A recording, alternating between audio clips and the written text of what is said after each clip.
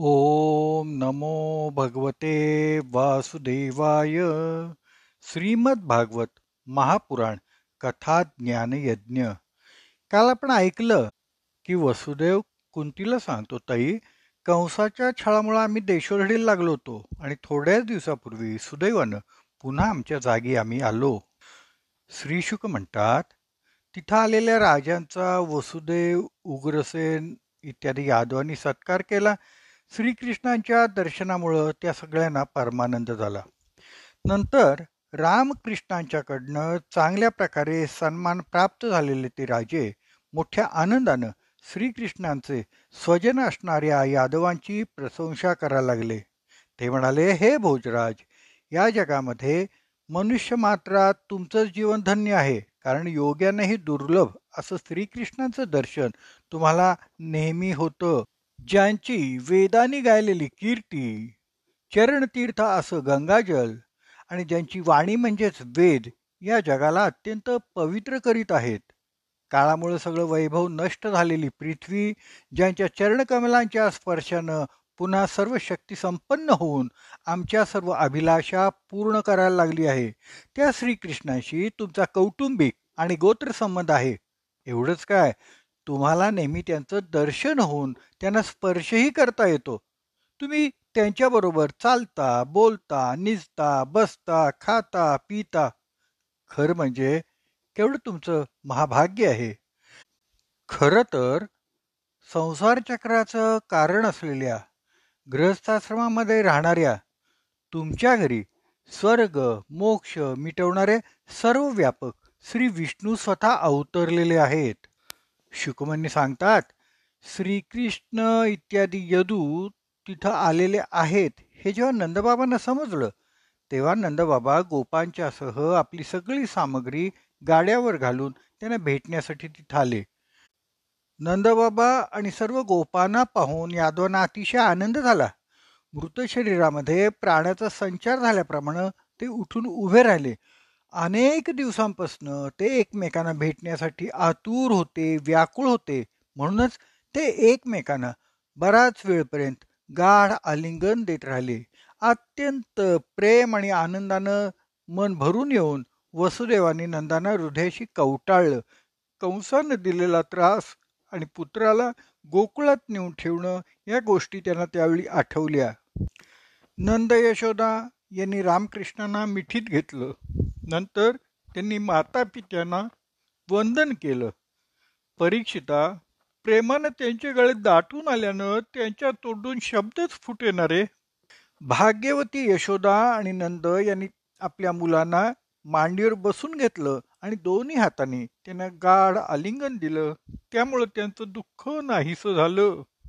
रोहिणी आणि देवकी या दोघींनी व्रजराणी यशोदेला आलिंगन दिलं. त्यांच्याशी यशोदेनं जे मैत्रीपूर्ण वर्तन केलं होतं त्याची आठवण होऊन दोघींचे गळे दाटून आले. देवकी म्हणाली, अगं यशोदे, आमच्याशी तुमची जी अतूट मैत्री आहे तिची त्या बदल्यात इंद्राचं ऐश्वर देऊन सुद्धा आम्ही कधी परतफेड करू शकणार नाही. हे देवी, बलराम आणि श्रीकृष्णांनी जेव्हा आपल्या आई वडिलांनाही पाहिलेलं नव्हतं, अशा वयात यांच्या वडिलांनी या दोघांना आपल्या स्वाधीन केलं. त्यावेळी पापण्या डोळ्यातील बुबळाचं जसं रक्षण करतात, त्याप्रमाणे आपण या दोघांचं रक्षण केलं. तसंच आपण त्यांना प्रेम दिलं, वात्सल्य दिलं, यांचं पालन पोषण करून यांच्या उत्कर्षासाठी अनेक गोष्टी केल्या. आपल्यामुळं हे निर्भय राहिले. हेही बरोबरच आहे, कारण आपल्यासारख्या सत्पुरुषांच्या दृष्टीत आपला परका असा भेदभावच नसतो.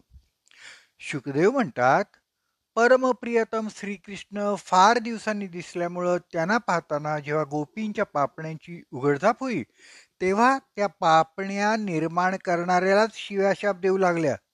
डोळ्यामधून त्यांनी प्रियतमाला हृदयात नेलं, गाढ आलिंगन दिलं आणि त्या तन्मय होऊन गेल्या. नेहमी ध्यान करणाऱ्या योग्यांनाही जो भाव प्राप्त होणं दुर्लभ आहे, तो भाव आज त्यांना प्राप्त झाला. श्रीकृष्णाने त्यांची ही स्थिती पाहिली आणि ते त्यांना एकांतात जाऊन भेटले. नंतर त्यांना आलिंगन देऊन त्यांची खुशाली विचारून हसत हसत ते म्हणाले, सख्यानो, आम्ही आमच्या बांधवांचं काम करण्यासाठी म्हणून व्रजाबाहेर गेलो आणि तिथे शत्रूंचा नाश करण्यात गुंतल्यामुळं खूप दिवस गेले. तुम्हाला आमची कधी आठवण येत होती काय? मी कृतघ्न आहे अशी शंका येऊन आमच्याविषयी तुमच्या मनात वेडेवाकडे विचार तर आले नाहीत ना? खरं म्हणजे प्राण्यांची भेट आणि वियोग घडवणारे भगवंतच आहेत. त्याला मी तरी काय करणार? गोपीनो, सुदैवानं तुम्हाला माझं असं प्रेम मिळालं आहे की जे माझी प्राप्ती करून देणार आहे. कारण माझ्या ठिकाणी असलेली भक्ती प्राण्यांना मोक्ष देण्यास समर्थ आहे. गोपीनो, ज्याप्रमाणे भौतिक पदार्थांच्या आधी, मध्ये, शेवटी आणि आत बाहेर त्यांना कारणीभूत असणारी पृथ्वी, पाणी, अग्नी, वायू व आकाश ही पंचमहाभूते असतात, त्याचप्रमाणे सर्व पदार्थांच्या आधी, मध्ये, शेवटी आणि आत बाहेर फक्त मीच असतो. सर्व पदार्थांमध्ये हीच पंचमहाभूते कारण रूपानं राहिली आहेत आणि आत्मा जीव रूपानं राहिला आहे. परंतु या दोघांच्याही पलीकडील अविनाशी सत्य असणाऱ्या माझ्यामध्येच भूते व जीव प्रतीत होतात असं जाणा.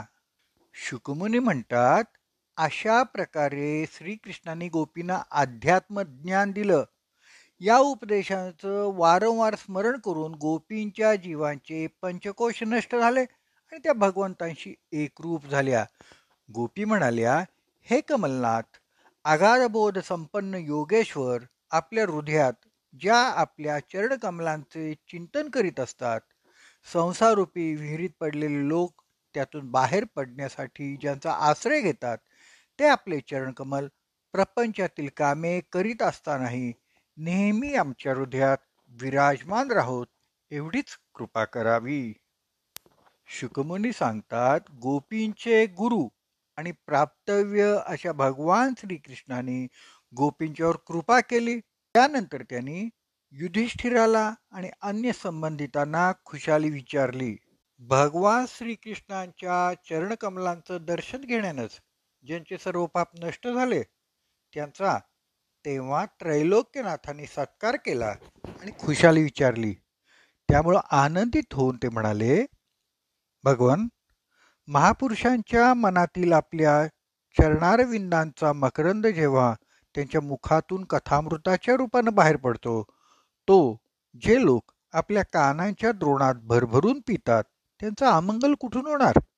कारण प्राण्यांना देह प्राप्त करून देणारे आपले विस्मरण ते कथामृत नाहीसे करते. आपण परमहंसांचे प्राप्तव्य आहात. काळाच्या ओघात वेदांचा ऱ्हास होत असलेला पाहून त्यांच्या रक्षणासाठी आपण आपल्या योगमायेनं मनुष्य रूप धारण केलेलं आहे. आम्ही आपल्या चरणांना नमस्कार करतो. शुकदेव सांगतात, ज्यावेळी इतर लोक याप्रमाणे भगवान श्रीकृष्णांची स्तुती करत होते, त्यावेळी यादव आणि कौरव यांच्या स्त्रिया एकत्र येऊन आपापसात भगवंतांच्या त्रिभुवन विख्यात लीलांचं वर्णन करीत होत्या. तेच मी तुला सांगतो, नीट ऐक. द्रौपदी म्हणाली, हे रुक्मिणी, भद्रे, जांबवती, सत्ये, सत्यभामे, कालिंदी, शैब्ये, लक्ष्मणे आणि रोहिणी आणि अन्य श्रीकृष्ण पत्न्यानो, स्वतः भगवान श्रीकृष्णांनी आपल्या मायेनं लोकांचं अनुकरण करीत तुमचं कोणत्या प्रकारे पाणी ग्रहण केलं ते आम्हाला सांगा.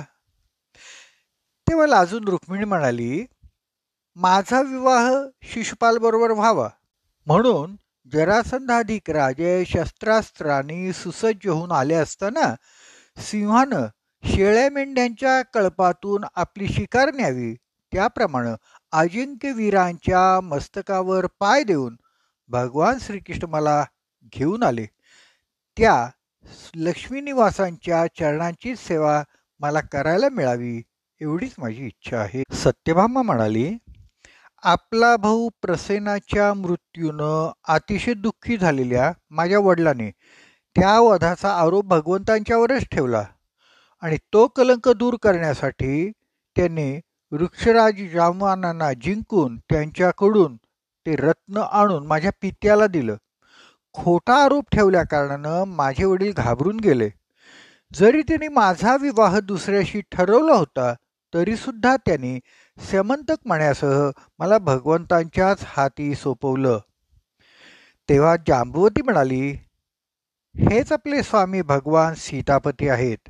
हे माझ्या वडिलांना जामनांना न कळल्यामुळं ते 27 दिवसांच्या पर्यंत यांच्याशी लढत राहिले. परंतु जेव्हा लक्षात आलं तेव्हा वडिलांनी यांचे पाय धरून समंतक मण्यासह भेट म्हणून मला यांना अर्पण केलं. अशी या दासीची आहे कथा. कालिंदी म्हणाली, त्यांच्या चरणांची प्राप्ती व्हावी म्हणून मी तपश्चर्या करत आहे. असं जेव्हा भगवंतांना समजलं तेव्हा ते मित्र अर्जुनासह यमुना तीरावर आले आणि त्यांनी माझं पाणी ग्रहण केलं. तीच मी त्यांच्या घरची झाडलोट करणारी दासी आहे. मित्रविंदा म्हणाली, स्वयंवरामध्ये ज्यांनी येऊन विरोध करणाऱ्या माझ्या भावांना आणि सर्व राजांना जिंकून कुत्र्यांच्या झुंडीमधून सिंहानं आपली शिकार घेऊन जावी, त्याचप्रमाणे मला आपल्या वैभव संपन्न द्वारकापुरीत नेलं. त्यांचे जन्मोजन्मी पाय धुण्याचं भाग्य मला प्राप्त व्हावं, एवढीच माझी इच्छा आहे. सत्या म्हणाली, मला वरू इच्छिणाऱ्या राजांचं बळ पाहण्यासाठी माझ्या वडिलांनी अतिशय बलाढ्य आणि पराक्रमी टोकदार शिंगे असलेले 7 बैल सोडले होते. मोठमोठ्या वीरांची घमिंड जिरवणाऱ्या त्या बैलांना भगवंताने अगदी सहजपणे झेप घेऊन पकडलं आणि त्यांना वेसण घातली. लहान मुलांनी शेळीची करडं पकडावी त्याप्रमाणे. ज्याने अशा प्रकारे सामर्थ्याचा पण लावलेल्या मला प्राप्त करून घेऊन चतुरंग सेना आणि दासीसह द्वारकेला आणले. मार्गामध्ये ज्या क्षत्रियाने विघ्न आणलं त्यांनाही जिंकलं. हीच इच्छा आहे की यांच्या सेवेची संधी मला सदैव मिळो. भद्रा म्हणाली, हे द्रौपदी, माझ्या पित्यांनी स्वतः माझे मामे भाऊ असलेल्या भगवंतांना बोलवून आणून क्षिणी सेना आणि पुष्कळशा दासी यांसह त्यांच्या ठाई चित्त जडलेल्या मला त्यांना अर्पण केलं. माझ्या कर्मानुसार मला जिथं जिथं जन्म घ्यावा लागेल त्या सगळीकडं त्यांच्यात चरणकमलांचा स्पर्श मला प्राप्त व्हावा, यातच मी माझं परमकल्याण समजते. त्यानंतर लक्ष्मणा म्हणाली, हे राणी, देवर्षी नारदांच्या मुखातून वारंवार भगवान श्रीकृष्णांचे अवतार आणि लीलांचे गायन ऐकून आणि लक्ष्मीने सर्व लोकपालांचा त्याग करून भगवंतांनाच वरलं, याचाही विचार करून माझं चित्त भगवंतांच्या चरणी आसक्त झालं. हे साध्वी, माझे पिता भृतसेन यांचे माझ्यावर अतिशय प्रेम होतं. माझे मनोगत जेव्हा त्यांना समजलं तेव्हा त्यांनी माझी इच्छा पूर्ण करण्यासाठी हा उपाय केला. महाराणी, अर्जुनाच्या प्राप्तीसाठी ज्याप्रमाणे तुमच्या पित्याने स्वयंवरामध्ये मत्स्यवेधाची योजना आखली होती त्याचप्रमाणे माझ्या पित्याने सुद्धा केलं. फरक एवढाच की हा मासा बाहेरून झाकलेला होता, फक्त पाण्यातच त्याचं प्रतिबिंब दिसत होतं. राजे लोकांना हे कळलं तेव्हा सर्व ठिकाणाहून शस्त्रास्त्रवेत्ते हजारो राजे आपापल्या गुरूंसह माझ्या पित्याच्या राजधानीत आले. माझ्या पित्याने त्या राजांचा पराक्रम आणि वय पाहून चांगल्या तऱ्हेने पाहुणचार केला. मला प्राप्त करून घेण्याच्या इच्छेनं त्या लोकांनी स्वयंवर मंडपात ठेवलेलं धनुष्य आणि बाण मत्स्यवेधासाठी उचललं. त्यापैकी काही राजे धनुष्याला दोरीही लावू शकले नाहीत. त्यांनी धनुष्य जसेच्या तसं ठेवून दिलं. काहींनी धनुष्याची दोरी एका टोकाला बांधून दुसऱ्या टोकापर्यंत ती ओढली, परंतु दुसऱ्या टोकाला ते दोरी बांधू शकले नाहीत. जरासंघ, शिशुपाल, भीमसेन, दुर्योधन, कर्ण अशा वीरांनी धनुष्याला दोरी बांधली, परंतु मासा कुठं आहे हे त्यांना समजलंच नाही. अर्जुनांनी पाण्यामध्ये त्या माशाचं प्रतिबिंब पाहिलं आणि तो कोठे आहे हेही जाणलं. अत्यंत सावधपणे त्याने बाण सोडला, परंतु त्याला लक्ष्यभेद करता आला नाही. बाणाने माशाला फक्त स्पर्श केला. अशा प्रकारे अभिमानी राजांचा मानभंग झाला आणि ते मागे फिरले. तेव्हा भगवंतानी धनुष्य उचलून सहजपणे त्याला दोरी लावली, बाण जोडला आणि पाण्यात फक्त एकदाच माशाचं प्रतिबिंब पाहून बाण मारून त्याला खाली पाडलं. त्यावेळी सूर्य अभिजित नक्षत्रात होता. त्यावेळी पृथ्वीवर जय जयकार व्हायला लागला आणि आकाशात दुंदुभी वाजू लागल्या. देवाने आनंद विभोर होऊन पुष्पवृष्टी केली. मी हळुवारपणे माझ्या हातातील वरमाला भगवंतांच्या गळ्यात घातली. गोपाळ कृष्ण भगवान की जय. पुन्हा उद्या ऐकूया श्रीमद भागवत महापुराण कथा ज्ञान